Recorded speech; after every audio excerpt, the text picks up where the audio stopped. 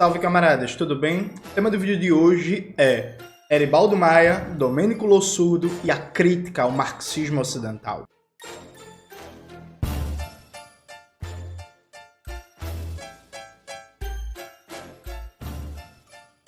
Antes de começar propriamente o tema do vídeo do canal, quero muito agradecer a você que ajuda a manter e melhorar nosso canal a partir do Apoia-se.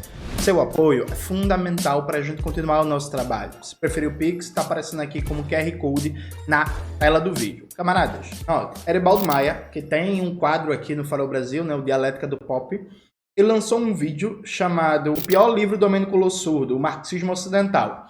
Eribaldo Maia é meu amigo, eu xinguei ele já no Zap, eu falei assim, Eribaldo, teu vídeo ficou uma merda, brincadeira, eu falei isso não. E eu quero trazer um debate aqui para vocês, um diálogo crítico, né, com o vídeo do Eribaldo. Primeiro, eu não posso deixar de dar uma tirada irônica, né? O título do vídeo de Eribaldo é um clickbait, né? Porque Eribaldo não leu toda a obra de Lossurdo. Se ele não leu toda a obra de Lossurdo, ele não tem como dizer qual é o pior, qual é o melhor livro, né? O máximo que ele poderia dizer, o pior livro de Lossurdo que eu li. Mesma coisa, eu gravar um vídeo e dizer assim, esse é o pior livro de Adorno. Eu não sei, pô, não li toda a obra de Adorno, né, assim. Enfim, tem poucos autores que eu posso dizer que eu li todas as obras, né? Então, assim, dizer que é o pior livro de Lossurdo é um clickbaitzinho de Eribaldo, né? Porque ele não leu todas as obras do Lossurdo e Eribaldo sabe disso. Dito isto, vamos aqui para os argumentos. O primeiro argumento de Eribaldo é muito fraco. Eribaldo fala que é difícil falar de marxismo ocidental porque os autores não eram homogêneos. Isso não faz sentido, né? Porque nenhuma corrente teórica é homogênea. O pressuposto de você fazer uma análise de uma corrente teórica é, na diversidade, olhar os elementos que agrupam aqueles autores e autoras no âmbito de uma mesma corrente teórica, né? No âmbito de uma mesma problemática teórica. Então, Eribaldo, por exemplo, não duvida que existe uma teoria crítica, né? E a gente pode passar a vida inteira debatendo as diferenças, que são muitas e violentas, entre Adorno e Marcuse, entre Benjamin e Horkheimer, né? Entre Habermas e o Rouchet e o Durkheim. Então, assim, não existe homogeneidade em escola teórica. O que existe são pontos de convergência que criam uma escola teórica específica que é diferente de outras, né? Porque senão, se a gente vier com esse falso argumento, não dá para falar em marxismo ocidental porque os autores são muito diferentes entre si. Não dá para falar de escola teórica nenhuma. Aliás, não dá para falar de marxismo, né? Tem alguns perdidos na vida que falam, por exemplo, que não existe um marxismo no sentido de uma unidade entre Marx e Engels, porque Engels pensava diferente de Marx em muitos pontos e Marx e Engels. Não, mas isso é óbvio, né? Não era a mesma pessoa. Cérebros diferentes, com processos de formação diferentes, com áreas de especialidades diferentes. Então é óbvio que existem diferenças entre Marx e Engels. E o fato de existir diferenças não nega que eles conformavam uma unidade e que foram os criadores do materialismo histórico dialético. Do mesmo jeito, eu baixei, que faz uns 2 meses, os artigos de um congresso sobre a obra do Nikos Poulantzas e eu fiquei meio chocado porque tem vários artigos fazendo um debate que, para mim, desculpa aí, viu, gente, é o debate do sexo e dos anjos. Qual é o debate? Nikos Poulantzas tem uma fase altusseriana, né? Em que o principal livro é O Poder Político e Classes Sociais, que foi lançado recentemente no Brasil pela editora da Unicamp. Bota aí na tela, Maxwell. E aí, a influência altusseriana no livro do Poulantzas é clara. Veja, dizer que o Poulantzas era altusseriano nessa fase de sua obra não significa dizer que o Poulantzas concordava com Althusser em tudo e que não existia diferenças entre o pensamento do Althusser e do Poulantzas, né? E aí, nesse congresso, os artigos que eu baixei, né, das apresentações lá, tinha debates querendo mostrar que o Poulantzas nunca foi althusseriano, porque mesmo na fase dita althusseriana do Poulantzas, existia a divergência dele com o Althusser. Não, mas isso é óbvio, né? E é assim, gente, é um argumento que é risível, né? Porque desse ponto de vista não existe marxismo, não existe weberianismo, não existe funcionalismo, não existe positivismo, não existe funcionalismo, não existe neofuncionalismo, não existe pós-modernismo, não existe teoria crítica, não existe nada. Porque ninguém vai ter um pensamento 100% homogêneo com o outro, né? Porque são pessoas diferentes. Então, o primeiro argumento do Eribaldo é muito fraco. Sim, existe um marxismo ocidental. Eribaldo cita no vídeo dele que quem criou esse termo foi o Merleau-Ponty, mas quem popularizou de verdade ele foi o Perry Anderson, né? É isto, não foi nenhum Lossurdo, né? O livro do Perry Anderson foi publicado no Brasil pela Boitempo, né? Considerações sobre o marxismo ocidental. Coloca aí na tela, Maxwell, por favor. Veja, nesse ensaio do Perry Anderson, está muito bem caracterizado o que é o marxismo ocidental. Eu não vou resumir tudo, nem peguei o livro, tá? Na outra sala da biblioteca, mas o Perry Anderson coloca algumas características fundamentais. A gente está falando de um marxismo que tendeu a se preocupar cada vez mais com questões estéticas, filosóficas, epistemológicas e ignorou temas como a economia política e a conquista do poder político, a teoria do Estado. A gente está falando de um marxismo que se institucionalizou, que foi aceito nas universidades burguesas. A gente está falando de um marxismo que ignorou a questão colonial e a questão nacional e que, por exemplo, passou ao largo dos debates colocados pelo movimento terceiro-mundista e pelo anticolonialismo revolucionário, né, do pós-Segunda Guerra Mundial. A gente está falando de um marxismo que se configurou a partir de um afastamento sistemático das experiências de construção do socialismo, só para citar algumas características, né? Então existe o marxismo ocidental. E aí, veja, esse marxismo ocidental ele tem um solo concreto, e aqui preste muita atenção. Na Europa Ocidental não acontece uma revolução vitoriosa desde a Revolução Francesa. Vocês entenderam isso? Preste atenção no que isso significa. Na Europa Ocidental não existe uma revolução vitoriosa desde a Revolução Francesa, o que não significa que não tenha acontecido tentativas de revolução, né? Revolução Alemã, de 18, Comuna de Paris, Revolução dos Cravos, o próprio Maio de 68 para alguns se configura numa situação revolucionária, etc, etc, etc. Fato concreto é que na Europa Ocidental não acontece uma revolução vitoriosa desde a Revolução Francesa. Então, enquanto a gente viu no século XX revolução socialista nas Américas, na África, na Ásia, na América Central, etc, etc, a gente não viu nenhuma revolução socialista vitoriosa na Europa Ocidental. Então, do ponto, inclusive, eu iria até mais fundo, né?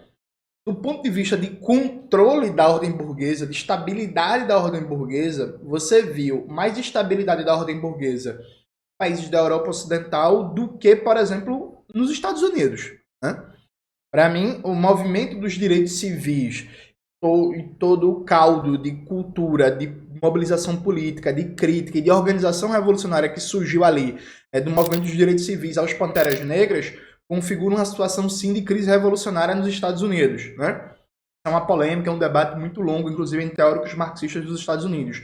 Mas, para mim, estava no bojo ali uma potencialidade de crise pré-revolucionária que não foi desenvolvida, a contra-revolução foi vitoriosa. Eu, sinceramente, acho que a dominação burguesa esteve muito mais ameaçada nos Estados Unidos, nos anos 50 e 60, do que, por exemplo, esteve na Itália, ou do que, por exemplo, esteve na França, ou na Alemanha Federal, na Alemanha Ocidental. A dominação burguesa na Europa Ocidental é muito sólida, viu, gente?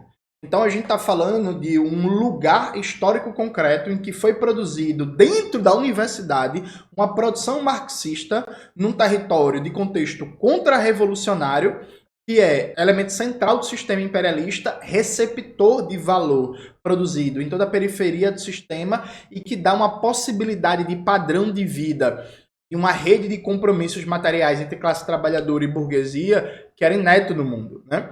Então, não é coincidência que a partir dos anos 50, intelectuais, toda a periferia do sistema capitalista, questionaram a capacidade da Europa Ocidental como um todo produzir um conhecimento crítico e revolucionário à ordem capitalista global. Isso não é exclusividade do Lossurdo. Você pega, por exemplo, os debates aqui que aconteciam no Brasil, no âmbito do ISEB, do final dos anos 50, a produção do Álvaro Vieira Pinto, Consciência e Realidade Nacional. Veja, eu acho que o Álvaro Vieira Pinto está errado, viu? Mas ele diz que é impossível para um intelectual metropolitano, um intelectual do centro do sistema capitalista, pensando principalmente na Europa Ocidental, produzir uma real crítica do sistema capitalista e uma apreensão da realidade. Veja, eu não acho que isso seja correto. Mas isso era o que o Álvaro Vieira Pinto defendia. Assim como Guerreiro Ramos, no livro, né, Redução Sociológica, ele faz um debate sobre como se coloca limites estruturais. O Guerreiro Ramos não acho que é impossível, mas se colocava limites estruturais a uma reflexão realmente crítica desde a centralidade do sistema capitalista. Quando você vai olhar para os pensadores de África, de Ásia, isso era um tema corrente comum, né? A ideia de que aquele marxismo institucionalizado, fora dos processos revolucionários, uma Europa que era um protetorado militar, é ainda hoje, um protetorado militar dos Estados Unidos, um centro receptor de valor do ponto de vista global, o marxismo produzido ali, ele necessariamente beberia do solo histórico, aquele marxismo, inclusive com partidos comunistas com tendência a se tornarem organizações reformistas, né, social-democratas, o que acabou dando depois no eurocomunismo. Então, veja, existe marxismo ocidental. E aí, veja, não acreditem num Domênico Lossurdo. Leia um livro do Perry Anderson, né, tá muito bem caracterizado, e aí eu acho que ninguém vai conseguir acusar o Perry Anderson de ser superficial e tal. Existe o marxismo ocidental, inclusive uma crítica, para mim é a mais robusta, uma das mais robustas que eu já vi até hoje na minha vida, é a do Istvan Mesarios, né, que também ninguém vai poder acusar de ser hostil, por princípio, ao marxismo ocidental. A crítica que o Istvan Mesarios faz no livro O Poder da Ideologia, a Teoria Crítica, a Escola de Frankfurt, é muito mais dura que a de Lossurdo. Inclusive, o Mesarios, Eribaldo, ele debate de maneira muito dura a participação do Adorno em revistas financiadas pela CIA, né? O Lossurdo nem entra nessa seara, né? O Mesarios vai, viu? E ó, assim, ó, cotovelada, viu? Cotovelada no Adorno, na teoria crítica e por aí vai. Então, esse é o primeiro ponto. Eribaldo está redondamente errado. Segundo ponto, Eribaldo diz que não há um recalcamento da questão colonial. Ah, Eribaldo, por um motivo bem simples. Não se trata de dizer que os autores da Escola de Frankfurt não falaram sobre a questão colonial. Inclusive, existem diferenças entre eles, né?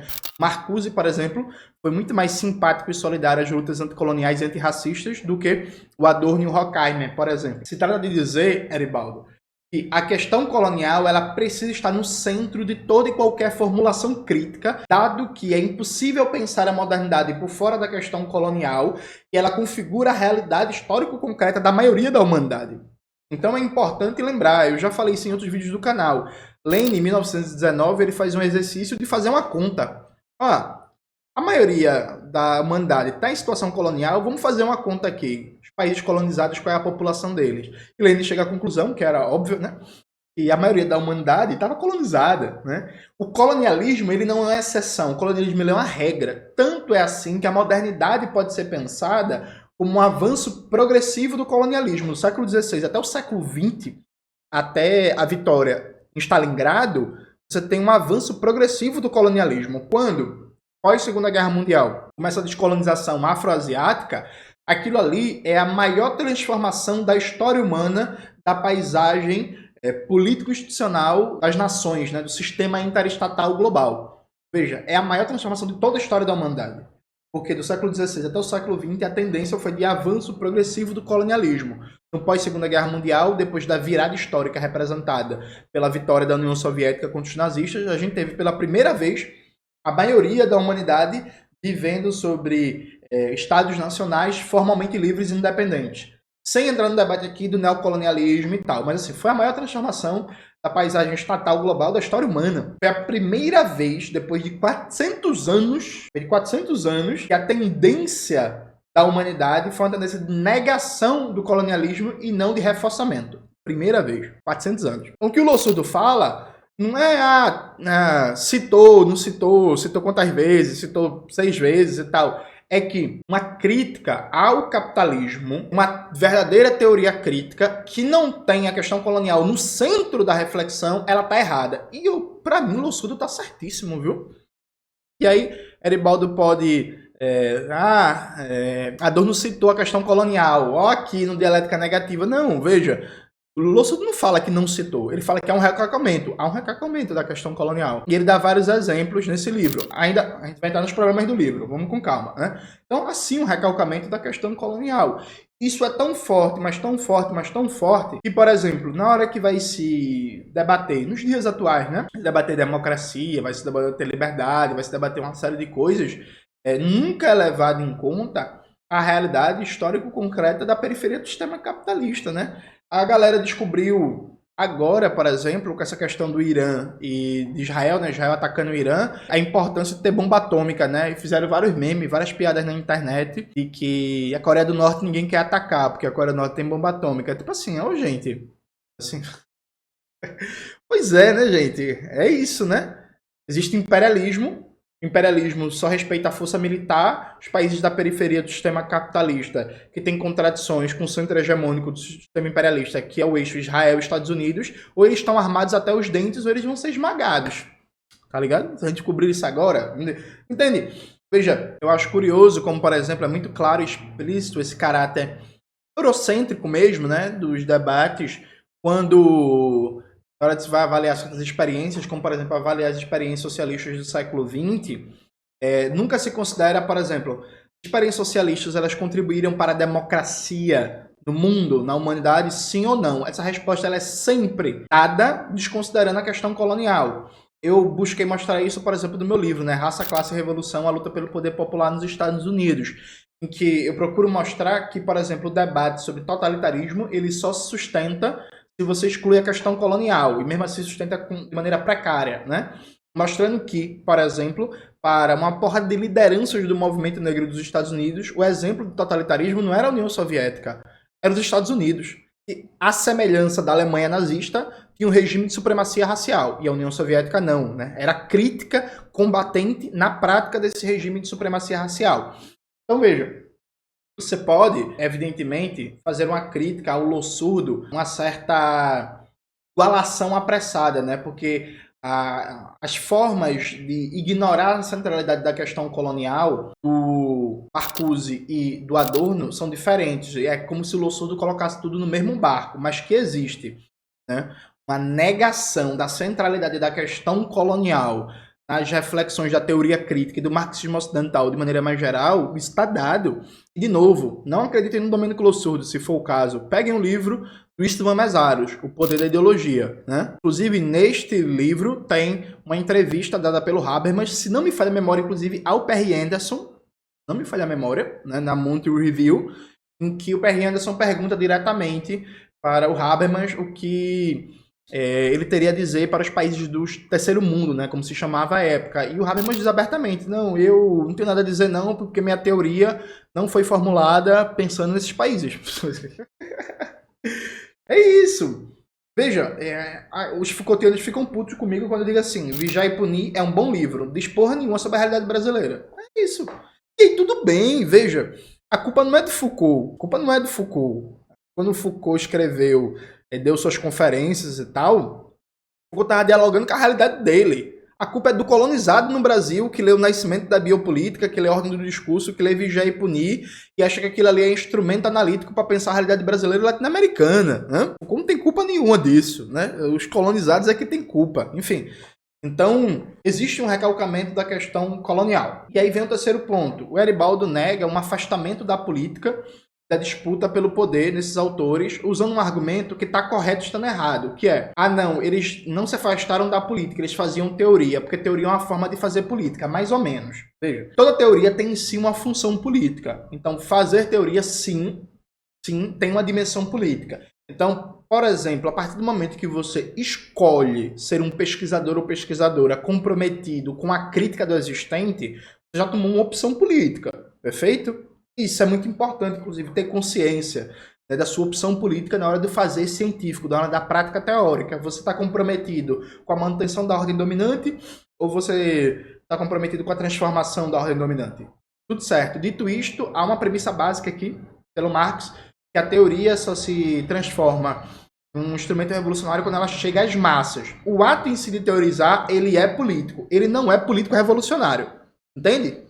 Veja, o ato em si de teorizar, a prática teórica, ela é em si política. Ela não é em si político-revolucionário se não tem ligação com o movimento de massas. Então, o Eribaldo confunde duas ordens de questões diferentes. Veja, é fato que não existe uma prática científica apolítica. Então, nesse sentido, não dá para dizer que os autores da escola de Frankfurt, que naquela metáfora patética do Adorno, gostavam de jogar garrafas ao mar, eram apolíticos. Não, óbvio que não. O Adorno não era apolítico, o Horkheimer não era apolítico, o Habermas não era apolítico e etc.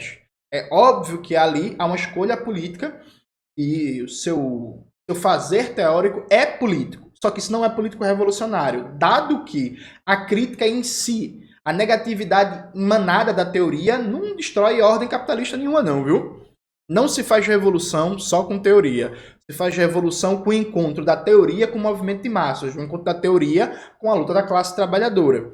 Esse é o axioma básico, né, da tese 11 de Marx e Engels. Isso é a premissa básica das reflexões do Lenin, por exemplo, muito bem sintetizadas no livro Que Fazer. Coloca aí na tela, Maxwell.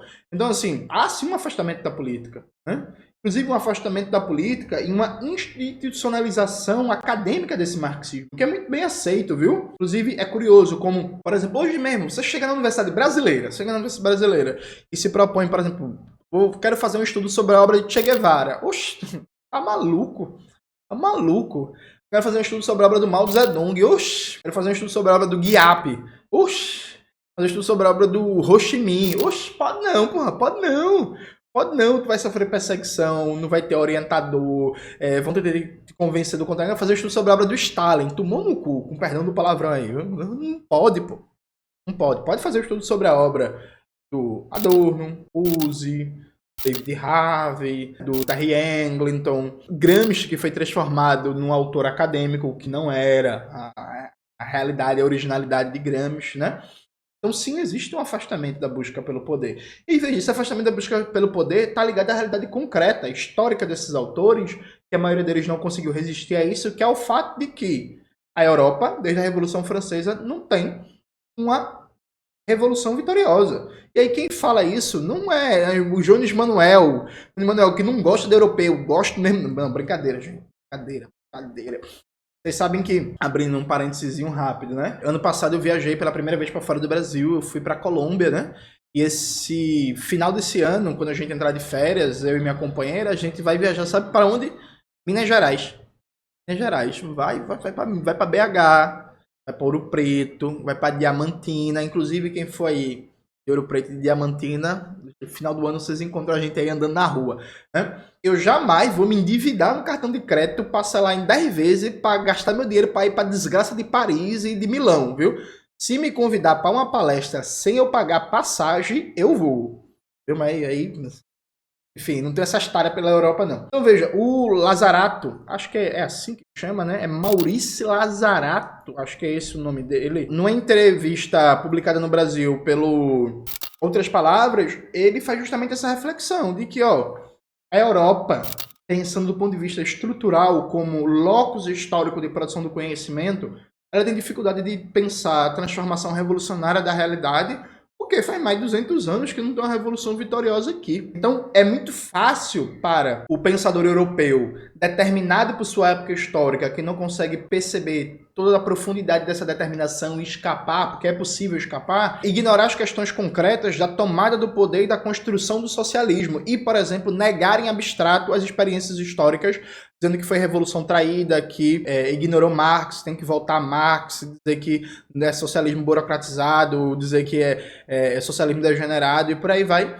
porque a intelectualidade europeia não é posta à prova no solo concreto da história da tarefa de construir a revolução. Eu, por exemplo, eu tenho muito cuidado. Tem gente que diz que eu fico escapando e não sei o que. Não, pô, é responsabilidade. Eu tenho muito cuidado na hora de dizer se um país é socialista ou não. Por exemplo, estou estudando pra caramba sobre o Vietnã. Vou pro Vietnã esse ano, em novembro, com a Estrela Vermelha. Inclusive, tá vendendo ainda os pacotes, viu, gente? Bota aí na tela Maxwell, Estrela Vermelha, ida pro Vietnã. Vai eu e Maxwell, a gente vai gravar documentário. Eu tô estudando, tô lendo, tô conversando com pessoas. Meu amigo, veja, eu tenho todo o cuidado do mundo na hora de classificar ou não a experiência por um motivo bem simples. Eu vivo numa época contra-revolucionária, né? Num Brasil que vive uma hegemonia do neoliberalismo. As possibilidades concretas e os desafios concretos do que é construir o socialismo é algo que eu sei por estudo teórico. É algo que eu não vivo. Isso significa que eu não viver, eu não posso entender? Óbvio que não. Significa que isso coloca algumas dificuldades para mim. Eu tenho que me colocar em outro cenário histórico, eu tenho que ter uma espécie de imaginação sociológica para me colocar nessa posição, ao invés de deixar a minha subjetividade agir livremente, enquadrar aquela experiência dentro de critérios criados a partir de uma experiência contra-revolucionária, que é a minha, né? Então é por isso que eu tenho muito cuidado na hora de falar de China, na hora de falar de Vietnã, porque Eu sei do momento histórico que eu vivo. A gente aqui no Brasil, não existe, por exemplo, não existe hoje no Brasil um grande debate teórico no marxismo brasileiro sobre o que é a construção do socialismo. E simplesmente não está colocado. Isso é debate de poucos intelectuais. Isso é debate de poucas figuras. Isso não é um debate de massas. Isso não é um debate massivo nem entre o campo acadêmico. Entende? Essas coisas têm que ser levadas em consideração. E o que o Lossurdo faz é mostrar... Sim, houve um afastamento da política revolucionária e, mais, um afastamento do que foram as tentativas de construir o socialismo no terceiro mundo no século XX. Né? E aí, veja, então, Eribaldo está errado nesses 3 pontos. Sim, existe marxismo ocidental, sim, há um recalcamento da questão colonial e há um afastamento da política revolucionária, que não significa um afastamento da política. Coisas diferentes, né? Agora, onde é que Eribaldo está certo? O livro do Lossurdo, ele dá várias barrigadas, né, gente? O Lossurdo, ele era um cara militante de partido, né? Dirigente partidário e expor. Então, o Lossurdo, ele, como não era um acadêmico que gostava de escrever só para acadêmico, ele tem um negócio de fazer uns livros mais didáticos, em que é a mesma tese do livro mais erudito, mais acadêmico, mas ele fazia livro para circulação de grande massa. Então, veja, o livro Contra a História do Liberalismo é fácil de ler? Não. É impossível? Não. Sabe? Mas é isso, porra, é um livro denso, com muita referência, com muita citação, com muito material, grosso, né? Grossão e tal. Veja, Contra a História do Liberalismo e Liberalismo entre a Civilização e a Barbárie, coloca os dois aí na tela, Maxwell. Eles têm basicamente a mesma tese, exposta de maneira diferente. Qual é a grande diferença? Contra a História do Liberalismo é um livro mais... para um público mais intelectual. E Liberalismo entre a Civilização e a Barbárie é um livro para circular na grande massa. É um livro para circular na militância, para circular nos sindicatos, nos movimentos sociais, no movimento estudantil e por aí vai. Assim como o Lossurdo tem um livro sobre Nietzsche, que é um livro de mais de 1000 páginas, gente. É loucuragem. Nietzsche, o rebelde aristocrata. Bota aí na tela, Maxwell, por favor. Irmão, se não me falha a memória, inclusive, acho que é 1280 páginas, alguma coisa assim. E puta que pariu, viu? É um livro que você demora 6 meses para ler. Eu vou confessar para vocês que eu nunca consegui terminá-lo, né? Eu acho que a última vez que eu parei no antepenúltimo capítulo, alguma coisa assim. Preciso até voltar para terminar toda essa porra. Mas é um livro gigantesco. É um livro que... É isso, é muito difícil para um trabalhador parar. Assim, você, porra, trabalha na escala 6x1. Mora em Recife, pega um ônibus, 2 horas para ir, 2 horas para voltar para o trabalho. Meu amigo, se você for ler esse livro de Nietzsche, você vai demorar um ano inteiro, né? Agora, o mesmo Lossurdo tem também um livro para militância, que é Nietzsche, a Crítica da Modernidade. Veja, bota aí na tela, Maxwell. É um livro desse tamanho, porra. Desse tamanho. Esse tamanho. Veja, faz sentido eu chegar e dizer assim, porra, esse livro do Lossurdo Nietzsche... desse tamanho, é uma merda. Não, veja, é um livro para militante, porra, é um livro para ampla circulação, é um livro para o público leigo no geral, não acadêmico, tá ligado? E é todo autor e autora que não é só acadêmico, que é também militante, preocupado com a luta política, tem seus livros de ampla circulação. Por exemplo, o Vladimir Safatli, que o Eribaldo citou no livro dele, que ele gosta e que eu gosto também, embora o Eribaldo goste mais. O Safatli, ele tem livro que é para ampla circulação, porra, que é livro para militante, que é livro para população no geral, para população trabalhadora. Então, o livro do Safatli, A Esquerda que Não Teme Dizer Seu Nome, é um livro, bota aí na tela, Max, por favor, é um livro de ampla circulação. O livro do Safatli, Alfabeto das Colisões, é um livro de mais ampla circulação. Faz sentido eu pegar o Safatli para fazer a crítica. Eu pegar o Safatli ficou estranho, né? Lá ele. Faz sentido eu pegar a obra do Safatli para fazer uma crítica e ao invés de pegar os livros dele mais densos, eu só pegar Alfabeto das Colisões para uma esquerda que não teme dizer seu nome? Não, não. Então veja, a tese do Lossurdo expressa aqui, ela tá correta. Só que aqui ela é expressa de forma ruim e descuidada em vários momentos. Porque o Lossurdo fez uma coisa psicopata, né? Ele se propôs a, num livro de só 200 páginas, criticar mais de 20 autores. Aí, claro, vai sair problema mesmo. Aí o Eribaldo fala no vídeo dele que ele não indicaria esse livro. Aí, Eribaldo, tá de brincadeira, né? Indica o livro, falando dos limites do livro, e dizendo que o Lossurdo tem escritos muito mais profundos debatendo isso, né? Isso aparece, por exemplo, o debate do Lossurdo sobre o marxismo ocidental aparece no livro A Luta de Classes, uma história filosófica e política, publicado pela Boitempo Editorial. Bota aí na tela. Aparece no livro dele sobre Stalin, que tem uma nova edição no Brasil, inclusive publicada pela editora Leonardo da Vinci. Stalin, História e Crítica de uma Lenda Infame. Aqui, coloca aí na tela, Maxwell, por favor. Aparece no livro Marx e o Balanço do século XX. Aparece também no livro Guerra e Revolução. E por aí vai indo, sabe? Aí veja, sim, a abordagem do Lossurdo é injusta com vários autores, né?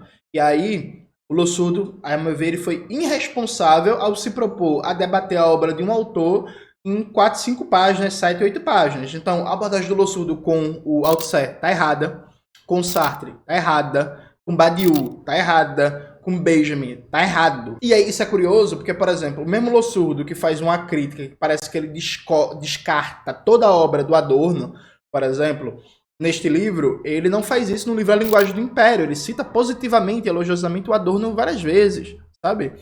O mesmo Lossurdo, que faz uma abordagem muito ruim do Benjamin, que para mim, inclusive, diga-se de passagem, tese sobre o conceito de história, é top 10 textos mais geniais da história do marxismo, que eu conheço. Em outras obras, o Lossurdo não faz isso com Benjamin. Então, há uma crítica correta, tem que dizer assim, ó, o cara se propôs a abordar 20 autores, mas, diga-se de passagem, de uma maneira que ficou superficial em vários aspectos e ele cometeu injustiças. Ainda que o núcleo central dele, o argumento, que é o recalcamento da questão colonial, a divergência entre marxismo ocidental e marxismo oriental e o afastamento da perspectiva política revolucionária, esteja certo, tá certa. E, reforço, essa não é uma crítica exclusiva do Lossurdo. Você acha a mesma crítica por caminhos diferentes na obra do Estevão Mesaros, O Poder da Ideologia, e também, de certa forma, na obra do Perry Anderson, Considerações sobre o Marxismo Ocidental e na Trilha do Materialismo Histórico. Só para citar alguns autores, dá para citar vários outros. É esse o elemento central. Agora veja, qual é a questão. Todo o processo de tentar popularizar uma tese, ele corre risco de simplificação. Veja, o que eu e Eribaldo fazemos aqui, debatendo teoria no vídeo, é simplificações, necessariamente. Porque o vídeo nunca vai ter capacidade de expressar a complexidade que tem um texto. Então, quando a gente está aqui debatendo teoria, a gente está necessariamente fazendo simplificações. Necessariamente, viu?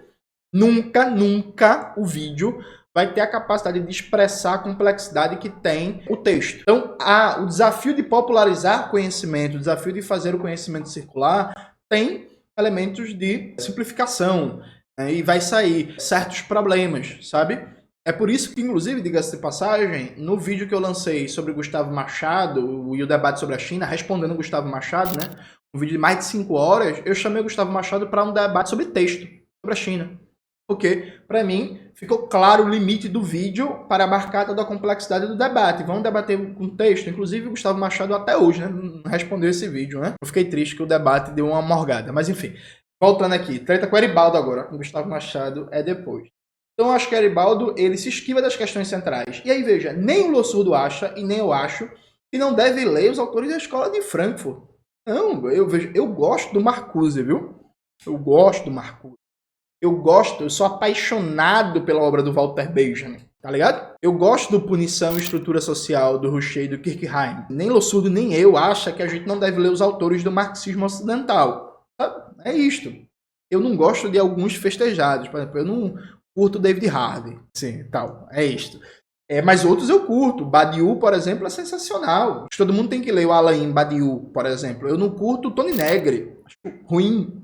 O pouco que eu li. João, você não leu a obra toda? Li não. E pouco que eu li, eu fiz assim, meu amigo, tem futuro não. E não parei para me aprofundar tanto, tal, e por aí vai, sabe? O que existe, sim, é um problema. E aí, veja, qual é a perspectiva do Lossurdo? O que o Lossurdo está defendendo não é abraçar o marxismo oriental em detrimento do marxismo ocidental. Como, às vezes, por exemplo, dá a impressão nas falas do meu querido amigo Elia Jabbour. A forma como Elia Jabbour aborda isso dá a impressão, em alguns momentos, que ele está defendendo ignorar o marxismo ocidental e abraçar o marxismo oriental. Já a proposta do Lossurdo não é essa, viu? Vamos aqui abrir o livro. O Lossurdo diz na página 47, no comecinho do livro: não deveria haver contradições entre marxismo ocidental e marxismo ocidental. Estamos lidando com dois ângulos distintos do mesmo sistema social, investigados em ambos os casos a partir da análise desenvolvida por Lenin. Quer dizer, para questionar o capitalismo e o imperialismo, temos duas lutas pelo reconhecimento. Das primeiras são protagonistas nações inteiras que querem se ver livres da opressão, da humilhação e da desumanização inerentes à dominação colonial. Da segunda são protagonistas a classe operária e as massas populares, que se recusam a ser matéria bruta à disposição das elites. E, todavia, desde o início, a convergência, a unidade e o reconhecimento recíproco entre essas duas lutas pelo reconhecimento não são óbvios. Então, Lossurdo começa teorizando como houve uma divergência entre marxismo ocidental e oriental a partir da Revolução Russa por culpa dos marxistas ocidentais. E Lossurdo está certo, esse de passagem. Isso já ficava mais ou menos claro na época de Lenin. Quando Lenin lança o livro A Revolução Proletária e o Renegado Kautsky, Lenin está respondendo o Kautsky, e ali, na crítica de Kautsky à Revolução Russa, já tinha um claríssimo cheirinho de eurocentrismo, né? Que é Kautsky dizendo assim, não, a Revolução Russa é um problema porque ela não foi democrática, ela é autoritária, ditatorial, tá ligado? Aí Lenin responde, Trotsky responde, né, com terrorismo e comunismo, que é o livro que os trotskistas não gostam que circule, né? Porque ia quebrar o mito do Trotsky democrático, do Trotsky horizontalista e por aí vai. Inclusive, bota aí a tela, Maxwell, o livro Terrorismo e Comunismo do Trotsky, publicado no Brasil pela Lavra Palavra. Veja, essa divergência entre marxismo ocidental e oriental surgiu por causa dos marxistas ocidentais, que adotaram uma postura anti-revolução russa, tomando uma premissa de como se a Rússia tivesse uma longuíssima tradição democrático-parlamentar, ignorando as condições particulares do país, né? O Lenin, inclusive, toda a obra de Lenin pós-Revolução Russa se dá no esforço de pensar os desafios da transição para o socialismo nas particularidades da Rússia, né? E depois da União Soviética como um todo. Então, o histórico da servidão, o peso das tradições políticas do czarismo, o caráter marcadamente pequeno burguês, camponês do país, as consequências da Primeira Guerra Mundial e da Guerra Civil e por aí vai, e houve sempre um afastamento ali, né, oriundo de vários marxistas ocidentais, né. O Lossurdo, e aí já pulando para a conclusão do livro, aliás, um pouco antes da conclusão, na página 203, o Lossurdo diz assim: qual é o horizonte teórico do Lossurdo? Recuperar tal relação significa, em primeiro lugar, reintroduzir plenamente a questão colonial no balanço histórico do século XX e do marxismo novecentista. O Lossurdo, ele quer um reencontro entre marxismo ocidental e oriental, mas dizendo que para isso o marxismo ocidental precisa se debruçar para pensar a questão colonial. E no finalzinho do livro mesmo, última página, 212, o Lossurdo diz assim, a crise entre os dois marxismos se deu pela incapacidade do marxismo ocidental em reconhecer a guinada ocorrida no século XX. Enquanto se adensam as nuvens de uma nova tempestade bélica, tal cisão se mostra ainda mais lamentável. É hora de dar cabo a ela. Naturalmente, nem por isso se dissiparão as diferenças que subsistem entre Oriente e Ocidente no que se refere à cultura, ao estágio do desenvolvimento econômico, social e político e às tarefas a serem enfrentadas. No Oriente, a perspectiva socialista não pode abrir mão de concluir em todos os níveis a revolução anticolonial. No Ocidente, a perspectiva socialista passa pela luta contra um capitalismo que é sinônimo de aprofundamento da polarização social e de crescentes tensões militares. Aliás, tentações militares. Então, a ideia do Lossurdo é um reencontro, só que esse reencontro passa por uma profunda autocrítica do marxismo ocidental, né? Não significa dizer que nada presta, que não vale. É uma autocrítica. Deixa eu dar só um exemplo para vocês. Veja, eu tenho zero paciência para esses pós-modernos decoloniais que mutilaram a obra de Fanon. Então, abraçaram o Fanon do Peles Negras, Máscaras Brancas, lendo um Fanon como quase que um pós-estruturalista. Então, é o Fanon do discurso, é o Fanon da subjetividade, da episteme, por aí vai. E excluíram ou colocaram nas sombras o Fanon do Condenados da Terra, ou do quinto ano da Revolução Argelina, né? Dos escritos políticos. Então, por exemplo, todo mundo que estuda Fanon, ou que circula por esses debates decoloniais, e que tem juízo na cabeça, deve estar enjoado desse debate de episteme, discurso decolonial, contracolonial e tal. Eu já fiz um desafio uma vez e quase ninguém me respondeu. Qual é a proposta econômica que esses decoloniais têm para, por exemplo, enfrentar o aprofundamento da dependência econômica brasileira? Nenhuma, porra. Nenhuma. Tá ligado? É uma moda europeia, surgida nas universidades europeias, que não toca nas questões centrais de quem vive no sistema capitalista. No caso da periferia latino-americana, que é onde a gente está inserido, na periferia brasileira, desculpa, né? Desculpa, debater epistemicídio não muda em nada o caráter colonizado das ciências sociais brasileiras, viu? Nada, nada. Sabe por quê? Vocês debatem tanto de epistemicídio, e se não tem orçamento para a universidade, e se a economia não é transformada, a gente vai continuar um país de capitalismo dependente dominado pelo colonialismo cultural. Isso é blá blá blá, encheção de linguiça, típico de acadêmico. Típico de acadêmico.